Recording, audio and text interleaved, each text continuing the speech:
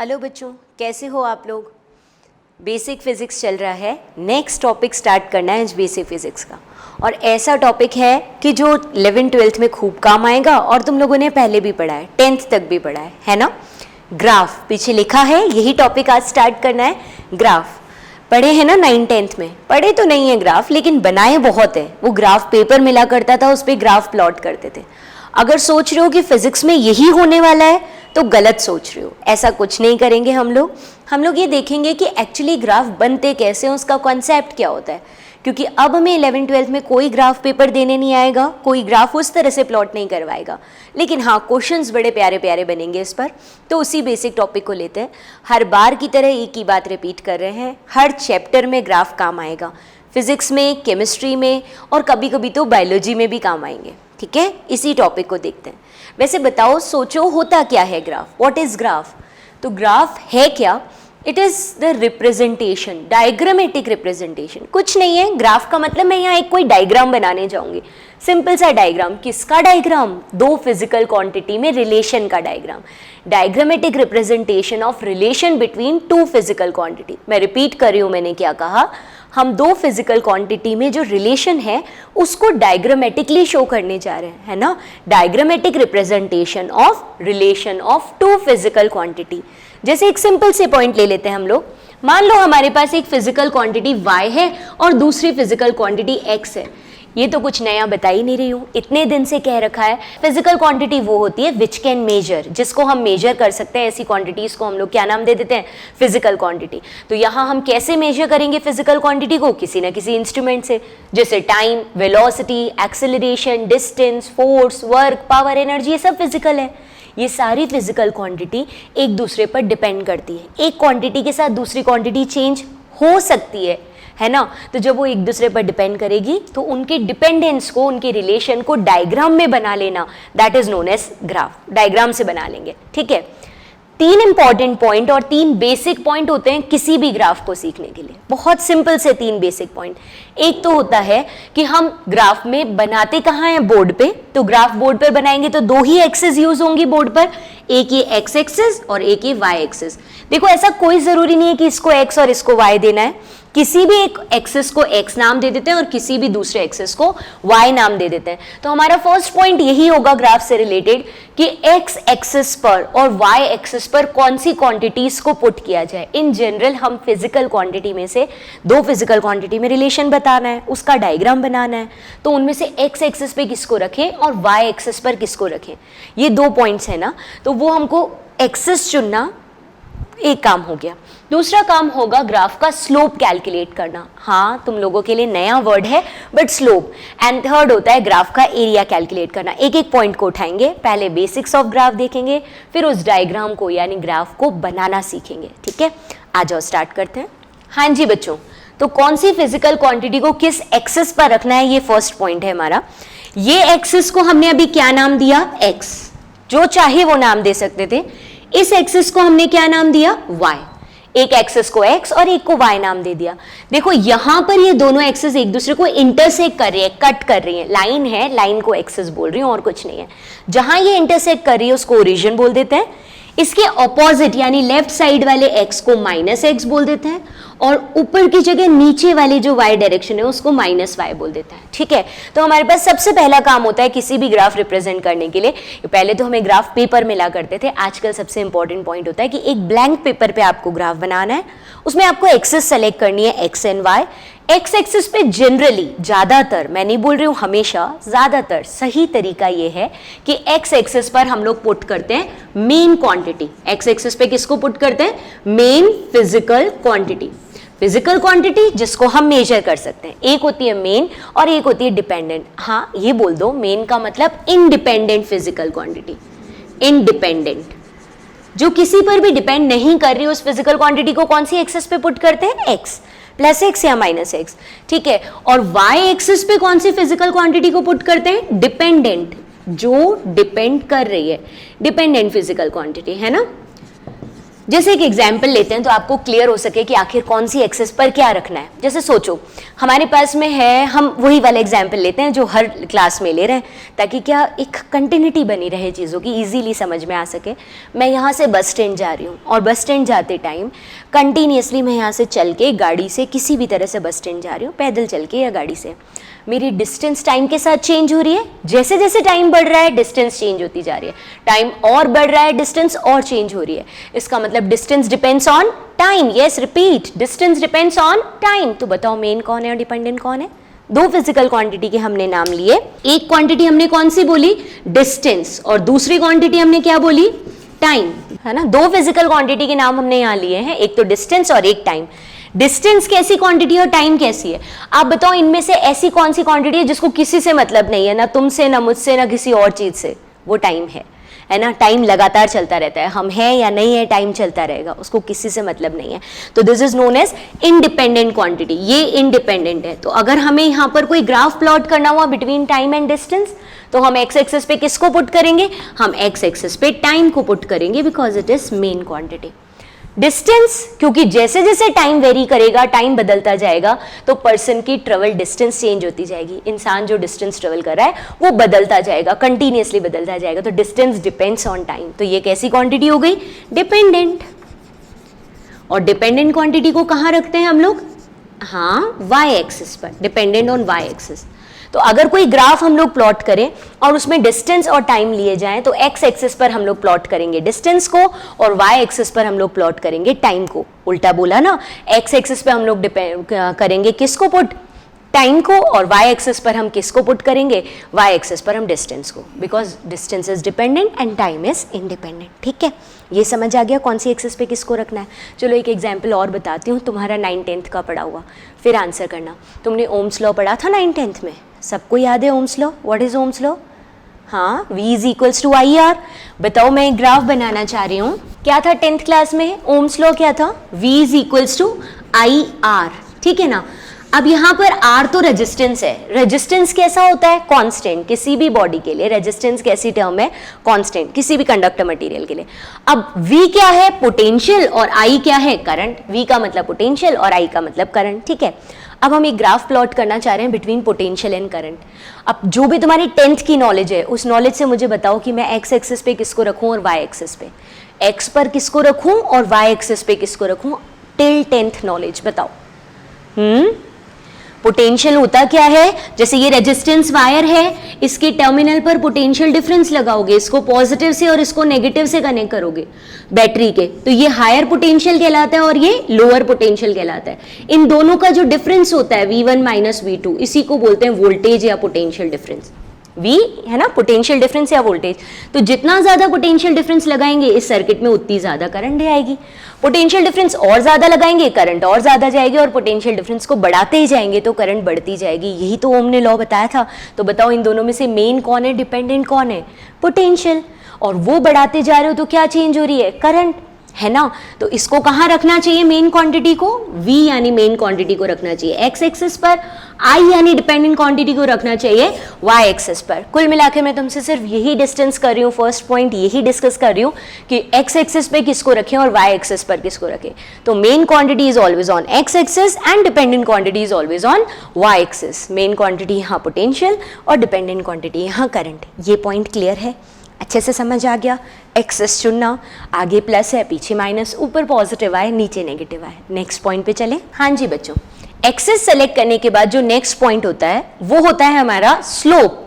ये टर्म आपने सुना क्या? कहीं ना कहीं सुना होगा, आता भले ही नहीं होगा, बट कहीं ना कहीं तुमने सुना होगा। स्लोप ये क्या चीज होती है? तो स्लोप मीन्स बहुत बारीकी से, बहुत ध्यान से समझना, बहुत प्यारे और बहुत इंटरेस्टिंग क्वेश्चन बनते हैं इस पर। स्लोप वर्ड का मतलब होता है टेन थीटा। बोले ठीक है जी, ट्रिग्नोमेट्री तो में काफी टाइम से आता है। टेन थीटा हम सब समझते हैं, साइन कॉस टेन वाला। इसमें थीटा क्या है? बोले ये भी समझते हैं, थीटा इज एंगल। तो फिर स्लोप में हम नया क्या पढ़ रहे हैं? हमने कहा स्लोप मतलब किसी भी के लिए भी, किसी भी ग्राफ के लिए टेन थीटा। तो बोले इसमें थीटा क्या है? Angle. What is the meaning of this angle? ये कौन सा वाला एंगल है? ये है angle of graph with x axis in anticlockwise direction. ध्यान से देखना मैंने क्या लिखा। मैंने कहा theta is angle of graph with x axis की जगह हम लिख देते हैं फ्रॉम एक्स एक्सिस। कहां से स्टार्ट करना है? From x axis in anticlockwise direction, in anticlockwise direction. मैं फिर से रिपीट कर रही हूं, मैंने क्या कहा? मैंने कहा स्लोप का मतलब होता है टेन थीटा। टेन थीटा में थीटा क्या है? एंगल। एंगल किसका? ग्राफ का। कहां से स्टार्ट करें मेजर करना? वाई एक्सिस से, एक्स एक्सिस से?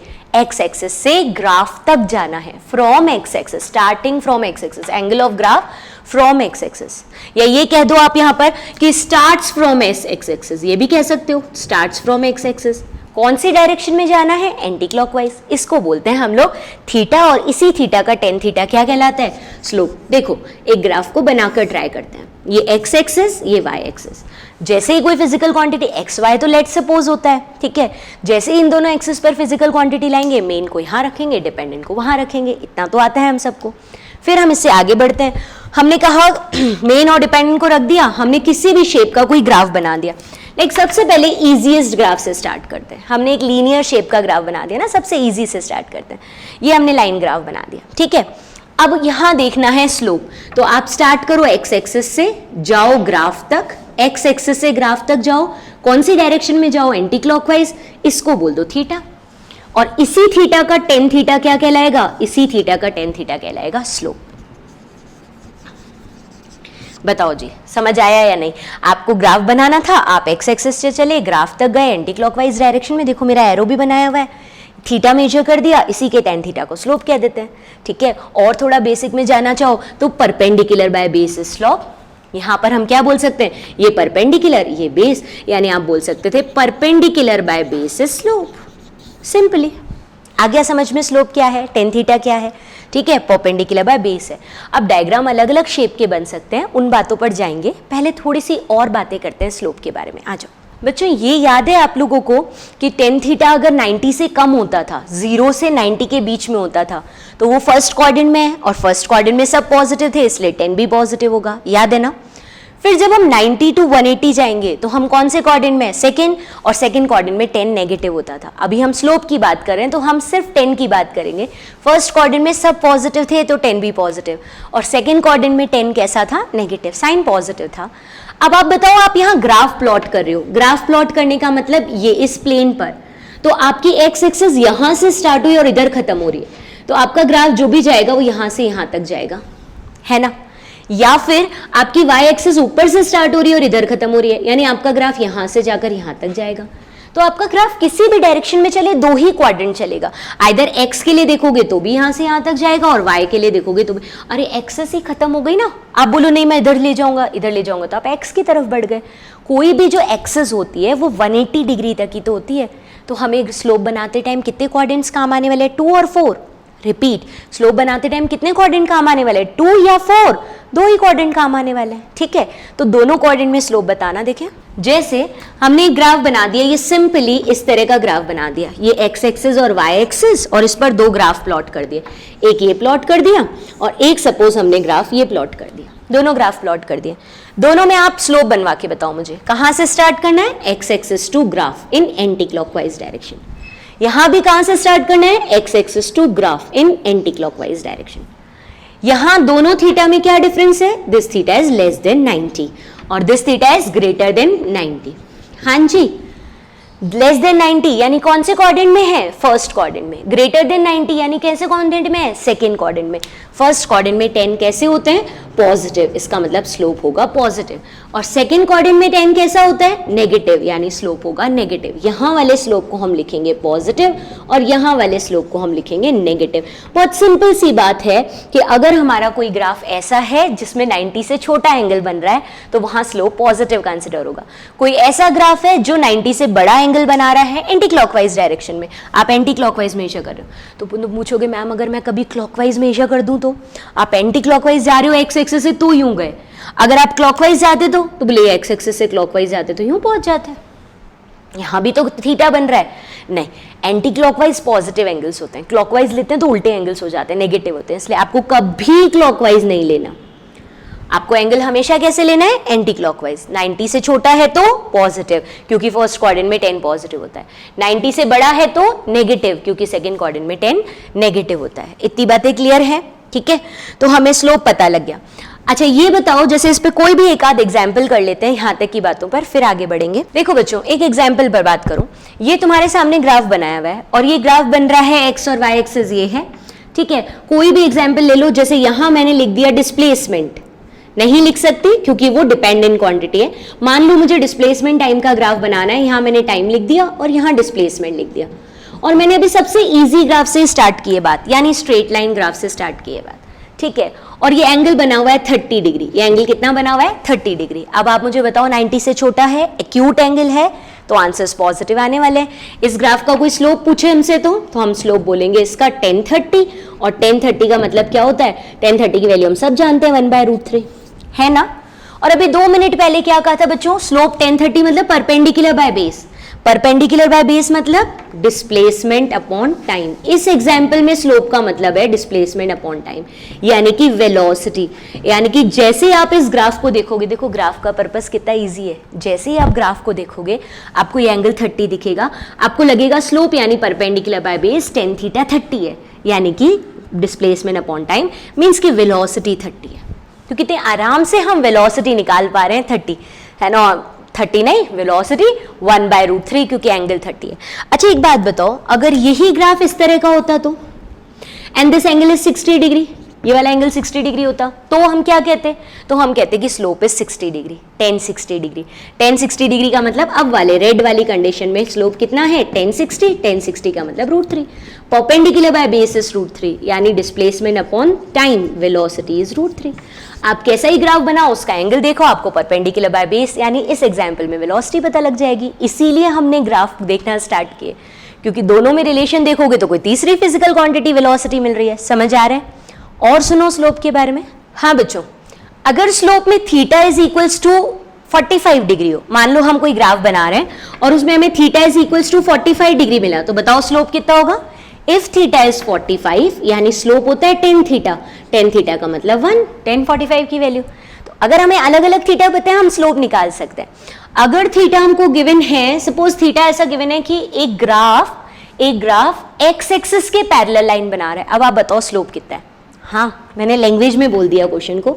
ये ग्राफ है y और x में, एक्स एक्सिस के पैरेलल लाइन बन रही है। अब बताओ कि स्लोप कितना है। हाँ, एंगल बनाओ सबसे पहले तो एक्स एक्सिस के साथ। पैरेलल लाइन है तो theta is equals to 0 degree हो गया। Theta is equals to 0 degree हो गया। tan 0 की वैल्यू कितनी होती है बच्चों, 0। Slope is 0। तो अगर कोई लाइन एक्स एक्सिस के पैरेलल है ग्राफ में तो स्लोप कितना हो जाता है, 0। अच्छा ये बताओ, अगर हमारे पास में कोई लाइन जो है ग्राफ की लाइन वो वाई एक्सिस के पैरेलल है, अब बताओ फटाफट से स्लोप। वाई एक्सिस के पैरेलल लाइन, इसका मतलब एक्स के साथ 90 डिग्री का एंगल बना रही है, और 90 डिग्री का एंगल बना रही है मतलब slope is equals to infinity. tan 90 की वैल्यू इन्फिनिटी, है ना। तो हमने स्लोप के बारे में क्या क्या बात कर ली। हमने कहा tan थीटा है स्लोप। इसमें थीटा जो होता है वो एक्स एक्सिस से ग्राफ तक जाते हैं। थीटा कहाँ से कहाँ जाते हैं, एक्स एक्सिस से ग्राफ। कौन सी डायरेक्शन में, एंटी क्लॉकवाइज। अगर 90 से छोटा एंगल है, एक्यूट है, तो tan थीटा पॉजिटिव, और 90 से बड़ा यानी आपके पास में ऑब्ट्यूज एंगल है तो tan थीटा यानी स्लोप नेगेटिव आएगा। एक एग्जाम्पल ले लिया, डिस्प्लेसमेंट और टाइम का ग्राफ बना दिया। तो परपेंडिकुलर बाय बेस यानी स्लोप यानी वेलोसिटी हमें पता लग गई इस एग्जाम्पल में भी, जिसमें 30-60 एंगल लिए हैं। ठीक है, चलो आगे। हाँ जी बच्चों, ये बताओ कि अगर कोई ऐसा ग्राफ बना हुआ है और आप स्लोप निकाल दो y and x, ये ग्राफ इस तरह का बना हुआ है, ठीक है। मतलब ओरिजिन से स्टार्ट नहीं हो रहा है। पहले मैंने जानबूझ के ओरिजिन से स्टार्ट किया, अब नहीं हो रहा ओरिजिन से स्टार्ट। किसी भी शेप का ये ग्राफ बना हुआ है। अब अभी भी स्ट्रेट लाइन ही लिए, किसी शेप का तो और बनाएंगे, अभी फिलहाल स्ट्रेट लाइन ही लिए। ये यहाँ से स्टार्ट हो रहा है x1 से और यहाँ कंप्लीट हो रहा है x2 पर। सिमिलरली ऑन y एक्सिस ये y1 से स्टार्ट हो रहा है और y2 पर कंप्लीट हो रहा है, ये यहाँ पर कंप्लीट हो गया, ठीक है। तो आप मुझे बताओ कि इस ग्राफ का स्लोप कैसे निकालेंगे। डॉटेड लाइन तो मैंने वैल्यूज लगाने के लिए बनाई है, ग्राफ तो सिर्फ ये ब्लैक लाइन था। आपको इसका स्लोप निकालना है। क्या तरीका सिखाया, फटाफट यूज करो। Slope is tan theta. tan theta के लिए क्या चाहिए, थीटा। थीटा कहाँ से लाऊं, from x axis to graph in anticlockwise direction. फटाफट tan थीटा निकाल दो। फॉर्मूला बोलो, परपेंडिकुलर बाय बेस। परपेंडिकुलर क्या है यहाँ पर, सही बोल रहे हो, y2 माइनस y1, और बेस क्या है यहाँ पर, exactly clear, x2 minus x1, ये स्लोप हो गया, यानी del y upon of del x, tan theta आ गया, और टेन थीटा का मतलब स्लोप आ गया। बात समझ आई? यानी अगर कोई ग्राफ जरूरी नहीं है ना ओरिजिन से स्टार्ट हो और हमेशा स्ट्रेट लाइन ही हो, अभी तक हम स्ट्रेट लाइन ही ले रहे हैं, चेंज भी करूंगी, बट जो भी ग्राफ ओरिजिन से स्टार्ट हो रहे हैं उनके लिए टेन थीटा या स्लोप परपेंडिकुलर बाय बेस के according del y by del x आएगा। ठीक है, अभी अगर ऐसा ग्राफ होता तो बच्चों ये y और ये x है ना, इसके बीच में हमने ग्राफ का शेप चेंज कर दिया, let's suppose this graph is like that, ऐसा ग्राफ दे दिया, किसी भी शेप का दे दिया ना, कर्व दे दिया या कैसे ही शेप का दे दिया। अब आपसे पूछता है कि बताओ a टू b, यानी ये स्टार्टिंग पॉइंट है और यहाँ ये एंड पॉइंट है, स्लोप ऐसे ही पूछ रहा है, यहाँ स्टार्टिंग यहाँ एंड जैसे पहले पूछा था, बस फर्क ये है कि अब लाइन कर्व्ड है, पहले लाइन स्ट्रेट थी। इसमें स्लोप निकालें, आ जाओ करते हैं। क्या करें बच्चों, सबसे पहले देखो x1 यहाँ पर जो वैल्यू थी इनिशियल x1, यहाँ जो फाइनल हो गई x2, y की जो वैल्यू स्टार्ट हुई दैट इज y1, और y यहाँ जो कंप्लीट हुई y2। कभी भी कर्व्ड लाइन का एंगल कैसे निकालोगे, कर्व लाइन तो हमेशा चेंज होती जा रही है, एंगल तो हमेशा स्ट्रेट लाइन का निकलता है, तो यहां से यहां तक कभी भी हमको कोई स्लोप निकालने के लिए कहेगा ना बेटा, वो स्लोप हमेशा एक स्ट्रेट लाइन ए और बी को मिलाती हुई स्ट्रेट लाइन का ही स्लोप होगा, जो कि गलत है। स्ट्रेट लाइन ग्राफ पूरा है तो कहीं भी देख लो, इधर देखो, इधर देखो, इधर देखो, कहीं देख लो, हर जगह angle with x axis same बनेगा, इसलिए आप पूरे ग्राफ का tan theta perpendicular by base से निकाल के देख लोगे, आंसर सेम आएगा। लेकिन अगर कोई ग्राफ कर्व्ड है तो हर पॉइंट पर angle with x axis change हो रहा है। कोई आपसे कहता है ए से बी तक का एंगल निकालो, इसका स्लोप निकालो, तो आप ए टू बी एक स्ट्रेट लाइन बना दोगे, उसका tan theta with x axis निकालोगे, यानी कि क्या हो जाएगा यहाँ पर बच्चों, यहाँ हो जाएगा tan theta is equals to perpendicular by base, मतलब कि y2 minus y1 upon of x2 minus x1, यानी डेल x। करना ऐसे ही है, लेकिन ये सही नहीं है। सही क्यों नहीं है? क्योंकि हर पॉइंट पर स्लोप चेंज हो रहा है, आपने तो केवल इनिशियल टू फाइनल का स्लोप बना दिया। ठीक है, इससे आगे बढ़ूं, देखो अगर सपोज हमारे पास सिचुएशन कुछ ऐसी होती, यहाँ कुछ सिचुएशन ऐसी दे रखी थी y और x, और यही वाला ग्राफ जो तुमने अभी बनाया, इस ग्राफ में तुमने मुझसे क्या कहा कि हर इंस्टेंट पर स्लोप बदल रहा है, हर जगह पर स्लोप बदल रहा है, क्योंकि लाइन कर्व हो रही है। स्ट्रेट लाइन था, हर जगह स्लोप सेम था, कर्व्ड है, हर जगह बदल रहा है, इनिशियल से फाइनल तक का स्लोप निकालना है तो एक स्ट्रेट लाइन इनको मिलाती हुई बना दो, परपेंडिकुलर बाय बेस निकाल दो। बट सही बात यह है कि हर जगह स्लोप बदल रहा है, तो आप क्या करो, आपसे किसी भी इंस्टेंट पर, जैसे पॉइंट पी पर स्लोप पूछ लिया, आपसे पूछ लिया बताओ स्लोप कितना है एट पॉइंट पी, तो आप कैसे निकालोगे पॉइंट पी पर स्लोप? हाँ, स्लोप निकालने का तरीका तो वही है ना, perpendicular by base tan theta. तो इस पॉइंट पी का स्लोप कैसे निकालूं? तो आपको क्या बोलना पड़ेगा यहाँ, देखो बच्चों पॉइंट पी बहुत छोटा सा है, आपको वहां पर एक स्ट्रेट लाइन बनानी पड़ेगी, सिर्फ पॉइंट पी को टच करती हुई एक स्ट्रेट लाइन बनानी पड़ेगी, इसका नाम है टेंजेंट। आप लोगों में से कुछ ने सुना होगा टेंजेंट और कुछ ने नहीं सुना होगा टेंजेंट, मैं आज बता रही हूँ। टेंजेंट होता है किसी भी पॉइंट को टच करती हुई स्ट्रेट लाइन, क्योंकि जब भी टेन थीटा निकालना है हमेशा स्ट्रेट लाइन चाहिए, एक तरफा मामला ना चले, तुम बोलो तुम सोचो।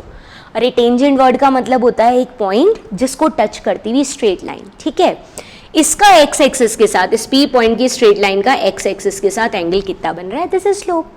कैसे निकालूं? बोले यहाँ भी तो परपेंडिकुलर बेस चाहिए, बट यहाँ परपेंडिकुलर और बेस इतने बड़े बड़े थोड़ी है, ये इतना बड़ा परपेंडिकुलर इतना बड़ा बेस थोड़ी है।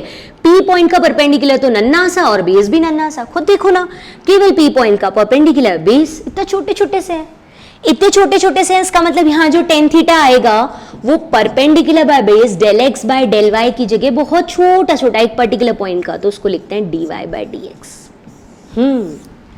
स्ट्रेट लाइन है तो स्लोप हर जगह सेम होता है, टेन थीटा हर जगह सेम होता है, आप del y by del x यानी y2 minus y1 upon x2 minus x1 से कर लो।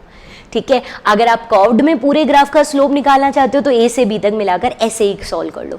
लेकिन अगर आप एक पॉइंट, आपको दिख रहा है ग्राफ कर्व्ड है, हर पॉइंट पर स्लोप अलग होगा, आप किसी पर्टिकुलर पॉइंट पर स्लोप, मैं स्लोप जब जब बोलूँ तुम्हारे कानों में क्या घंटी बजनी चाहिए, टेन थीटा। मैं फिर से रिपीट कर रही हूँ, मैं स्लोप जब जब बोलूँ तुम्हारे कानों में क्या घंटी बजनी चाहिए, टेन थीटा। मैं और कुछ नहीं पूछ रही हूँ, ईजी सी चीज पूछ रही हूँ, टेन थीटा। अब इस पॉइंट पर टेन थीटा निकालना हो तो ये पॉइंट तो बार बार अपना कर्वेचर बदल रहा है, आप इस पर्टिकुलर पॉइंट पर एक स्ट्रेट लाइन बनाओ, this is known as tangent. ठीक है, टेंजेंट का एक्स एक्सिस के साथ एंगल बनाओ, इसको क्या नाम दे देते हैं, टेन थीटा। इस एंगल का टेन थीटा निकालने के लिए परपेंडिकुलर बाय बेस बहुत छोटे छोटे से हैं, d y by d x.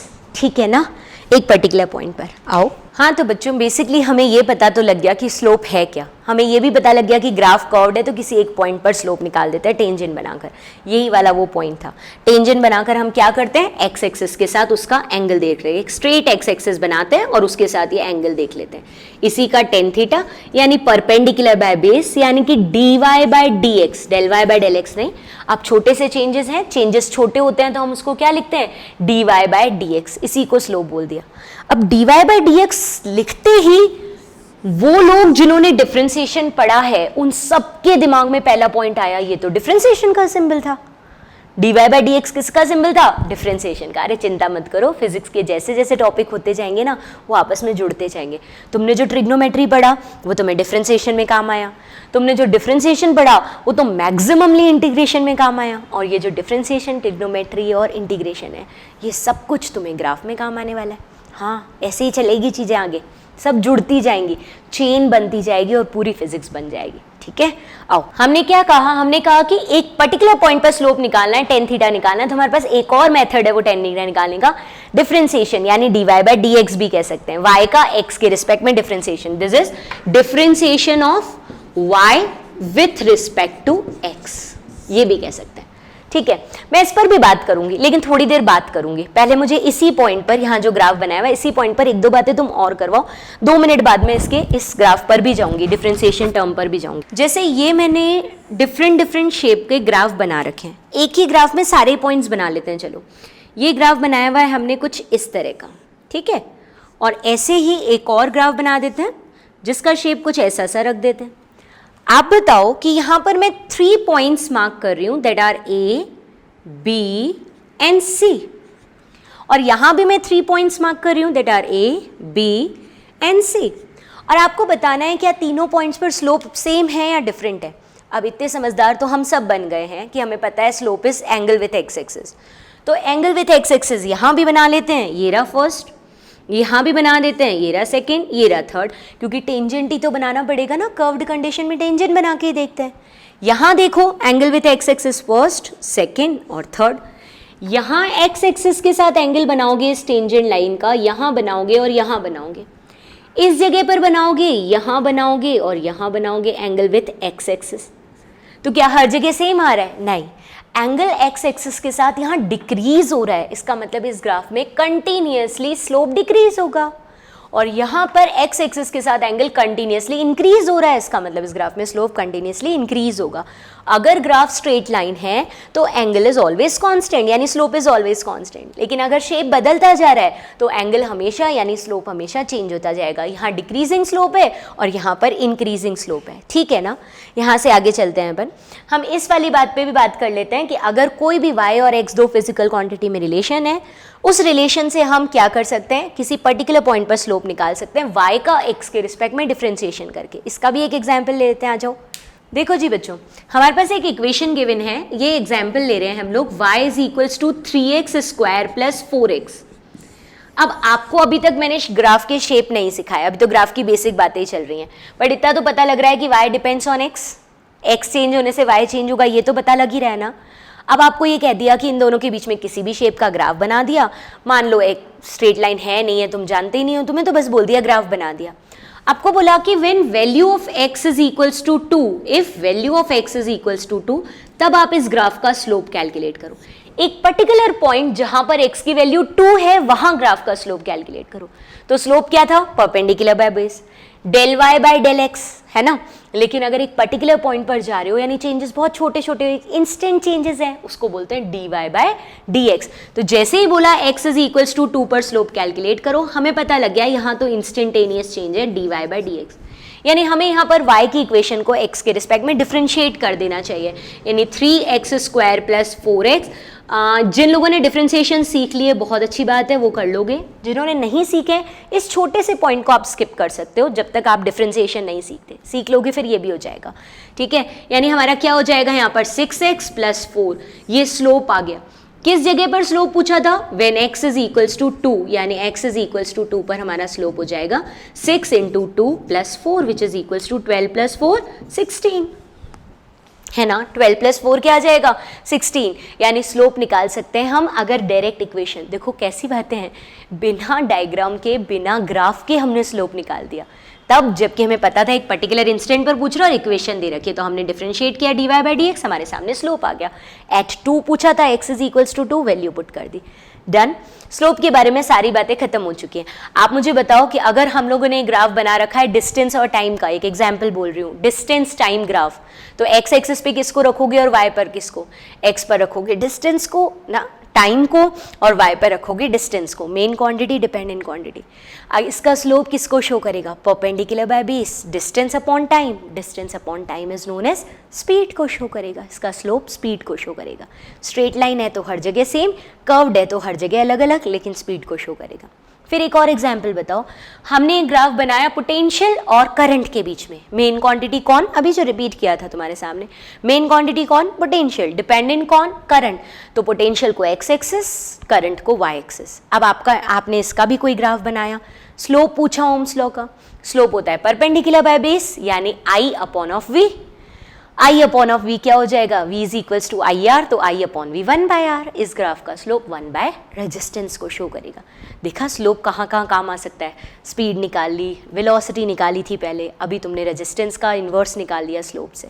ठीक है, आ जाओ। ये वाला क्वेश्चन बोला था अभी मैंने तुम्हारे सामने, एक VI ग्राफ, पोटेंशियल और करंट का ग्राफ बनाया और मेन क्वांटिटी को यहाँ और डिपेंडेंट को वहाँ रखा हुआ है ऑलरेडी, जनरली ऐसा यूज़ करते हैं, हमेशा नहीं, ये रखा हुआ है। आपसे पूछते हैं इसका स्लोप क्या है? इसका स्लोप मतलब 1060 which is perpendicular by base, change in I by change in V। ठीक है, और ओम्स लॉ के अकॉर्डिंग v = IR होता है, इसका मतलब I/v का मतलब क्या हो जाएगा? 1/r, ये 1/r होगा, तो इसका स्लोप 1/ रेजिस्टेंस को शो करेगा। 1060 की वैल्यू √3 होती है, √3 = 1/r, तो r = 1/√3। देखो अगर ये ग्राफ दे रखा है और आप स्लोप की नॉलेज रखते हो तो आपने रेजिस्टेंस निकाल दिया, अगर आपको स्लोप वर्ड नहीं पता होता तो आप रेजिस्टेंस नहीं निकाल सकते। ठीक है, तो जो चीज़ें हमें आती है वो हम स्लोप से निकाल पा रहे हैं, डन। तो हमारा ग्राफ का सेकेंड टर्म भी हो गया स्लोप। अगला टर्म चलते हैं हम लोग ग्राफ के बारे में, that is area of graph with x axis, area of graph with x axis. हाँ जी बच्चों, इस बारे में हमने बात की थी इंटीग्रेशन के साथ भी, ग्राफ का एरिया x एक्सिस के साथ कैलकुलेट करना। कहाँ बात की थी? इंटीग्रेशन वाले टॉपिक में, रिपीट कर रहे हैं। जिन लोगों ने देखा उनके लिए रिवीजन है, जिन्होंने वहाँ नहीं देखा पहली बार यहाँ देख रहे हो, अच्छे से सीख पाओगे। आ जाओ, ये अपन ने कोई भी शेप का ग्राफ बना दिया, अभी तक ग्राफ के शेप्स पर बात नहीं हुई है, बेसिक टर्म्स चल रही हैं, एक्स वाई एक्सिस, स्लोप और एरिया, बेसिक चल रहा है। तो ये किसी भी शेप का ग्राफ बना हुआ है, ठीक है। अब हमने कहा कि इसका एरिया निकालना है विथ एक्स एक्सिस। ये करने के लिए हम क्या करते हैं, सबसे पहले एक बिल्कुल छोटा सा पार्ट ले लेते हैं। जैसे ये मैंने यहाँ पर एक एक्स एक्सिस पे छोटा सा पार्ट लिया और छोटे से चेंज को हमेशा डी लिखते हैं, तो डी एक्स ले लिया। तो इसका तो डी एक्स लिया, लेकिन y एक्सिस पे कोई चेंज नहीं लिया, एक पर्टिकुलर वैल्यू मिल गई उसको y1 बोल दो। y एक्सिस पे जो पर्टिकुलर वैल्यू मिल गई उसको क्या बोल दिया? y1। आप सबको दिख रहा है कि ये जो स्ट्रिप बनी है एक रेक्टेंगल शेप की बनी है, केवल इस स्ट्रिप का एरिया कितना है? इस रेक्टेंगल शेप की स्ट्रिप का एरिया कितना है? परपेंडिकुलर और बेस, यानी हो जाएगा y1 और dx। ठीक है, ऐसे ही एक और स्ट्रिप ले लेते हैं, एक और स्ट्रिप बिल्कुल इसके पास में ले लेते हैं, मान लो यहाँ ले ली, उधर ले ली, कहीं ले ली, एक छोटी सी स्ट्रिप वही dx लेंथ की, लेकिन इसमें y की वैल्यू थोड़ी सी चेंज है, दैट इज y2। तो अगर इसका कोई एरिया निकालना चाहे तो क्या बोलोगे? y2 into D x, perpendicular into base. Similarly कहीं और ले ली, जैसे यहाँ कोई स्ट्रिप ले ली, इसके लिए भी वही बिल्कुल पतली सी dx लेंथ की स्ट्रिप ली, इसके लिए जो y की वैल्यू है उसको y3 बोल दिया। तो आप यहाँ क्या बोलोगे? इसके एरिया को क्या बोलोगे? y3 into D x. और बच्चों अगर हम इन तीनों को ऐड कर देंगे तो ये प्लस ये प्लस ये वाले एरियाज हो गए, और पूरे ग्राफ का एरिया ऐड करना है तो ऐसे ही पतली पतली स्ट्रिप्स लेते जाओ और सारे एरियाज को ऐड कर दो, आपका पूरा ग्राफ का covered area with x axis आ जाएगा। आएगा या नहीं आएगा? ग्राफ का कवर्ड एरिया विथ क्या आ जाएगा? X axis. अगर आप ऐसे ही जोड़ते चलोगे तो जिनको इंटीग्रेशन आते हैं उनको पता है कि इंटीग्रेशन यानी टू ऐड अप का मतलब होता है आप छोटे छोटे एरिया को जोड़ते चलो, यानी y डॉट डी एक्स को ऐड करते चलो, इसका सिंबल इंटीग्रेशन होता है। तो एरिया निकालने के लिए हम y डॉट डी एक्स भी कर सकते हैं, ठीक है, कर सकते हैं ना। अब अलग अलग शेप के एरिया निकालते हैं और उसका मतलब समझते हैं। देखो बच्चों, इस शेप का एक ग्राफ दे रखा है, ये वाले शेप का एक ग्राफ दे रखा है। इसका हमसे पूछ लिया कि बताओ एरिया कितना है। तो इसका एरिया निकालने के लिए, यानी एक्स एक्सिस के साथ कवर्ड एरिया निकालने के लिए हम लोग क्या करेंगे, बेस और परपेंडिकुलर। बेस यहाँ x पर खत्म हो रहा है, परपेंडिकुलर मतलब मान लो y की इस वैल्यू पर खत्म हो रहा है, तो बेस इंटू परपेंडिकुलर, यानी area shows x into y quantity, x axis की क्वांटिटी इंटू वाई एक्सिस की क्वांटिटी के मल्टीप्लीकेशन को एरिया शो करता है। तो बोले मैम अगर हम लोग ऐसे करें कि y और x के बीच में जो ग्राफ बन रहा है वो इस शेप का बन रहा है, अब एरिया क्या होगा, तो अब एरिया हो जाएगा आपका half of base into height, ये x है मान लो, ये यहाँ तक की वैल्यू y है, तो half of x into y. तो यानी यहाँ पर तो एरिया x इंटू वाई की क्वांटिटी के हाफ को शो कर रहा है। हाँ बेटा, ग्राफ रिप्रेजेंटेशन से ऐसा ही दिख रहा है, लेकिन ज़रा देखो y की वैल्यू 0 से y तक चेंज हो रही है, तो 0 से y तक का एवरेज y/2 ही तो हुआ। x की वैल्यू तो पूरी है, लेकिन y की वैल्यू 0 से y तक चेंज हो रही है, यानी उसका एवरेज तो y/2 ही हुआ ना। कुल मिला के दोनों क्वांटिटी का मल्टीप्लीकेशन ही है। मेरी बात को समझो, area of the graph with x axis y into x की मल्टीप्लीकेशन को शो करता है हमेशा, उसके आधे हाफ वाफ नहीं लिखना। वो तो y की वैल्यू चेंज हो रही थी तो उसका एवरेज y/2 ही होगा, इसलिए आंसर ऐसा आ गया। आंसर कैसा ही आ जाए, आपको एक बेसिक टर्म दिमाग में रखनी है, area of y axis, area of graph with x axis is equals to physical quantity of x into physical quantity of y। जैसे अगर मैं एक ग्राफ प्लॉट करती हूँ और वो प्लॉट करती हूँ टाइम और स्पीड के बीच में, मैं फिर से रिपीट कर रही हूँ, टाइम और स्पीड, टाइम में स्पीड इधर, इन दोनों का जो एरिया शो करेगा वो x इंटू वाई की फिजिकल क्वांटिटी यानी स्पीड इंटू टाइम को शो करेगा। What is speed into time, distance, distance को शो करेगा। सिमिलरली ये ग्राफ मैं बना रही हूँ टाइम और वेलोसिटी के बीच में, तो इसका जो एरिया विथ एक्स एक्सिस होगा, ये एरिया, ये किसको शो करेगा with x axis area, this shows time into velocity, time into velocity मतलब डिस्प्लेसमेंट। ठीक है ना। अब तुम मुझसे बोलो कि मैम हमने तो ग्राफ ही डिस्टेंस और टाइम के बीच में बनाया, एक्स एक्सिस पे टाइम, वाई एक्सिस पे डिस्टेंस, तो अगर आप डिस्टेंस और टाइम का ग्राफ बनाओगे तो इसका एरिया शो करेगा डिस्टेंस इंटू टाइम। मैं क्या करूं, ऐसी फिजिकल क्वांटिटी का कोई नाम ही नहीं है, डिस्टेंस इंटू टाइम का कोई नाम ही नहीं है ना बच्चों, इसलिए नाम नहीं दे रही हूँ, बाकी इन दोनों के मल्टीप्लिकेशन को शो करेगा। अगर एक ग्राफ हम लोग बनाते हैं किसके बीच में, डिस्प्लेसमेंट इंटू टाइम, एक बनाते हैं यहाँ टाइम, यहाँ डिस्प्लेसमेंट, इसका एरिया शो करेगा डिस्प्लेसमेंट इंटू टाइम को, लेकिन ऐसी भी कोई फिजिकल क्वांटिटी है ही नहीं, इसलिए हम बना ही नहीं, नाम ही नहीं दे रहे उसको, बाकी एरिया हमेशा एक्स इंटू वाई को शो कर। बच्चों हमने शेप के बारे में बात नहीं की है, इसलिए इस एग्जाम्पल पर भी हम लोग ग्राफ के शेप पर नहीं जा रहे हैं। शेप मान लो किसी भी शेप का है, जैसे स्ट्रेट लाइन या एनीथिंग, कुछ भी। अगर हम बोले कि इस ग्राफ का एरिया विथ एक्स एक्सिस किसको शो करेगा, एरिया विथ एक्स एक्सिस, तो अभी आपने मुझे क्या बोला कि this shows y into x की physical quantity, x into y की फिजिकल क्वांटिटी, यानी कि ये शो करेगा टाइम और वेलोसिटी के मल्टीप्लीकेशन, वेलोसिटी इंटू टाइम। क्या होता है velocity into time, it is displacement, तो ये डिस्प्लेसमेंट को शो करेगा। Area with x axis shows displacement. जबकि यही क्वेश्चन पूछा जाता कि स्लोप किसको शो करेगा, तो स्लोप वर्ड का मतलब होता है tan theta. Perpendicular by base, changes देख रहे हो तो change del v upon del t, perpendicular by base. सीधा initial velocity v2 minus v1, initial v1 0 है, t2 minus t1, initial t1 0, तो v बाय टी भी लिख सकते हो, change in velocity upon time या velocity upon time. This shows acceleration, ये किसको शो करेगा, एक्सेलरेशन। तो कोई भी फिजिकल क्वांटिटी का ग्राफ बनाया हुआ है, उसका जो स्लोप है वो परपेंडिकुलर बाय बेस, यानी इस एग्जांपल में वो वेलोसिटी अपॉन टाइम एक्सेलरेशन को शो करेगा, और उसका जो एरिया विथ एक्स एक्सिस है वो y इंटू एक्स के मल्टीप्लीकेशन को, और इस वाले एग्जाम्पल में वो वेलोसिटी इंटू टाइम को शो करेगा, यानी कि डिस्प्लेसमेंट को शो करेगा। अब मेरे हिसाब से तुम्हें एरिया विथ एक्स एक्सिस की इंपॉर्टेंस भी समझ आने लग गई होगी कि हम क्यों निकाल रहे हैं एरिया एक्स एक्सिस के साथ, क्योंकि उससे किसी न किसी फिजिकल क्वांटिटी का आंसर आएगा। ठीक है, अच्छा हम क्यों निकाल रहे हैं स्लोप, क्योंकि उससे भी किसी न किसी फिजिकल क्वांटिटी का आंसर आएगा। जैसे मैं क्वेश्चन करके बताती हूँ एरिया। देखो जी बच्चों, यहाँ पर हमको एक ग्राफ दे रखा है, ठीक है, और इस ग्राफ में यहाँ दिया है स्पीड और यहाँ दिया है टाइम, यूनिट भी दे दी, मान लो स्पीड की दे दी मीटर पर सेकेंड, टाइम की हमें पता ही है कि सेकेंड, तो सेकेंड दे दी। अब बोलता है बताओ इस ग्राफ का एरिया कितना है, इस ग्राफ का एरिया कितना है। तो क्या आप लोग देख पा रहे हो कि इस ग्राफ का एरिया जो है, एक तो ये रेक्टेंगल है और एक आपके पास में ये ट्रायंगल है। ग्राफ के एरिया में दो चीजें दिख रही है ना, एक रेक्टेंगल दिख रहा है और एक ट्रायंगल दिख रहा है। फटाफट से मुझे रेक्टेंगल का एरिया बताओ, तो परपेंडिकुलर बाय बेस, परपेंडिकुलर और बेस, परपेंडिकुलर कितना दिख रहा है यहाँ पे 10 और बेस कितना दिख रहा है 6, एक तो ये एरिया दिखा, और दिखा ट्राइंगल का एरिया यानी हाफ ऑफ बेस, बेस कितना है बच्चों ट्राइंगल का 4 इंटू हाइट, हाइट कितनी है ट्राइंगल की 10, तो यहां से हमारे पास हो गया ये 60 प्लस का यहां सॉल्व करोगे 20 यानी area of this graph is 80। हाँ जी, आपने स्पीड और टाइम को मल्टीप्लाई किया है मीटर पर सेकेंड इंटू सेकेंड, तो मीटर ही तो बचेगा। अब बताओ कि ये ग्राफ का एरिया किस बात को शो कर रहा है, जल्दी से बता दो। Speed into time, what is speed into time, distance. तो लो जी, आपको ग्राफ दे रखा था स्पीड इंटू टाइम के बीच में, आपने एरिया निकाली और आपको डिस्टेंस। आपने यहाँ से लेकर बस स्टैंड जाने पर कैसे कैसे स्पीड चेंज की, अगर उसका टाइम के साथ ग्राफ दे रखा है, आप उसका एरिया निकाल के आपकी ट्रेवल डिस्टेंस निकाल सकते हो। कौन कम डिस्टेंस चला, कौन ज़्यादा, जिसका कवर्ड एरिया विद ग्राफ ज़्यादा होगा वो ज़्यादा डिस्टेंस चला, और जिसका covered area with x axis graph का एरिया कम होगा वो कम डिस्टेंस चला। ऐसी चीज़ें भी तो पता लग रही हैं इससे। और बच्चों इसी तरह के जो ग्राफ हैं, अगर वो वेलोसिटी टाइम के साथ बने हुए ग्राफ हैं और वो ग्राफ कुछ पॉजिटिव एक्स वेलोसिटी पे भी दिए हैं और नेगेटिव वेलोसिटी पे भी दिए हैं, इनका एरिया ज़रा कैलकुलेट करवाओ।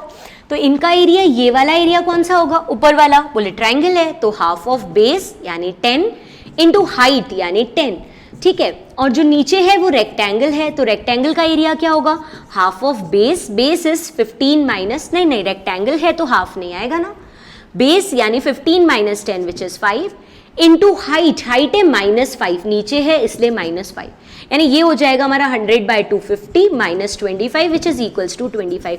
तो जरा सोच के देखो कि अगर कभी ऐसी कंडीशन दे रखी है जिसमें एरिया नेगेटिव में भी दे रखा है तो नेगेटिव वाला माइनस कर देंगे, तो हमारे पास अब एरिया आया यहाँ पर 50 प्लस 25, 75 नहीं, 50 माइनस 25 विच इज 25। और वेलोसिटी टाइम ग्राफ है तो velocity into time 9th class का जानते हैं हम सब, क्या होता है, इसका एरिया किसको शो करेगा, velocity into time which is displacement. अब मैं ऐसा नहीं कह सकती कि डिस्प्लेसमेंट, अब मैं ऐसा नहीं कह सकती कि डिस्प्लेसमेंट और टाइम के बीच में ग्राफ बनेगा, नहीं बनेगा, ऐसा भी बन सकता है, एरिया भी निकाल सकते हैं, लेकिन डिस्प्लेसमेंट इनटू टाइम तो कोई फिजिकल क्वांटिटी है ही नहीं, तो मैं कोई नाम नहीं दे पाऊंगी उसको। वेलोसिटी इनटू टाइम डिस्प्लेसमेंट है इसलिए नाम दिया। अब मेरे हिसाब से तुम्हें एरिया के क्या फ़ायदे हैं वो एग्जाम्पल से दिखने लग गए होंगे, ठीक है। एक और एग्जाम्पल कर लेते हैं कि हमें ये भी पता था कि area is equals to integration of y dot d x, उस पर भी कोई क्वेश्चन कर लेते हैं। देखें, देखो जी बच्चों, एक क्वेश्चन ऐसा दे रखा है जिसमें इक्वेशन गिवन है y is equals to 3x square plus 4x, कैसी भी इक्वेशन। अब आपको ये तो समझ आ रहा है कि y x पर डिपेंड करता है, लेकिन वो डिपेंड कैसे करता है, किस तरह से इसकी वैल्यू x के साथ चेंज हो रही है, किस तरह से इसकी वैल्यू x के साथ चेंज हो रही है, वो हमें शेप पता ही नहीं ग्राफ का। बिना शेप दिए, बिना कुछ दिए हमें सिर्फ इक्वेशन दे दी और कह दिया x इज इक्वल्स टू 1 से x is equals to 2, initial point और फाइनल पॉइंट, यहां तक आप ग्राफ का एरिया निकाल के बताओ। हाँ जी, 1 से स्टार्ट करते हुए 2 तक जाओ और ग्राफ का एरिया निकाल के बताओ। तो क्या करें जब हमारे सामने ग्राफ ही नहीं है, अगर एक डेफिनेट शेप का ग्राफ होता, ट्राइंगल, रेक्टेंगल, सर्कल, तो हम निकाल रहे थे, लेकिन अगर ये देख रखा है और मान लो इसका ग्राफ यूं भी दे रखा है, या तो दिया ही नहीं या इस शेप का दे दिया, अब कैसे निकालोगे आप एरिया? क्या आप इस शेप का एरिया निकालना जानते हो? नहीं जानते हो। तो हमारा तरीका क्या होगा, जो हमने एरिया निकालते टाइम सबसे पहले सीखा वही मेथड, और वो मेथड हमने सीखा कि y डॉट डी एक्स, यानी छोटे छोटे पतली पतली स्ट्रिप्स लो, y1 dot d x plus y2 dot d x plus y3 dot d x up to yn dot d x, सबको ऐड कर दो, यानी सबको इंटीग्रेट कर दो, तो पूरा एक्स एक्सिस के साथ कवर्ड एरिया हो जाएगा। तो अगर ग्राफ का शेप डेफिनेट था तो उसके 2-3 क्वेश्चन हमने करके देख लिए। इनडेफिनेट शेप है जो हम नहीं देख पा रहे हैं कैसा शेप है, तो हम सीधा y dot d x integration कर लेंगे और ग्राफ का एरिया निकाल देंगे विथ एक्स एक्सिस। x1 से स्टार्ट करके x2 तक जाओ, वैल्यू पुट करवाओ और सॉल्व करवा दो फटाफट से क्वेश्चन, यानी 3x square dot d x, ठीक है, प्लस का 4x डॉट डी एक्स, इन दोनों का इंटीग्रेशन। कहाँ से कहाँ तक? x1 की वैल्यू 1 है, x2 की 2 है, तो 1 से 2 तक। यहाँ आप क्या इंटीग्रेशन करोगे? 3 बाहर, जिनको इंटीग्रेशन आते हैं वो ये फटाफट से कर लेंगे, ईजी सा है, लेकिन जिन्होंने इंटीग्रेशन वाले लेक्चर अटेंड नहीं करे, स्किप दिस पॉइंट, है ना। डिफरेंशिएशन का भी एक पॉइंट स्किप किया था, इंटीग्रेशन का भी करना, जिन्होंने नहीं सीखे, जिन्होंने इससे पहले के लेक्चर अटेंड किए वो अच्छे से सीख पाएंगे। देखो जी, 3 बाहर आ गया, एक्स स्क्वायर का इंटीग्रेशन क्या होगा? एक्स की पावर 3/3, कहाँ से कहाँ तक? 1 to 2, प्लस सिमिलरली 4 बाहर, x की पावर 1 का इंटीग्रेशन, x की पावर 2/2, कहाँ से कहाँ तक? 1 to 2, ये कट गया आपका, ये जाएगा तो 2 बचेगा, एक्स क्यूब और ये एक्स स्क्वायर। लिमिट्स ओपन करवाओ, एक्स क्यूब की ओपन करवाओगे तो अपर लिमिट यानी 2 का क्यूब माइनस लोअर लिमिट यानी 1 का क्यूब, प्लस का यहाँ लिमिट्स ओपन करवाओ तो बच्चों देखो 2 तो बाहर आ जाएगा ऑलरेडी, एक्स स्क्वायर है तो अपर लिमिट कौन है आपकी 1 to 2 चलना है हमको, तो अपर लिमिट है हमारी 2 का स्क्वायर माइनस लोअर लिमिट है हमारी 1 का स्क्वायर। यहाँ से सॉल्व कर लोगे 8 माइनस 1 7 आ जाएगा, है ना। 4 माइनस 1 3 3 2 6 आ जाएगा, यानी टोटल हमारे पास 13 एरिया हो जाएगा।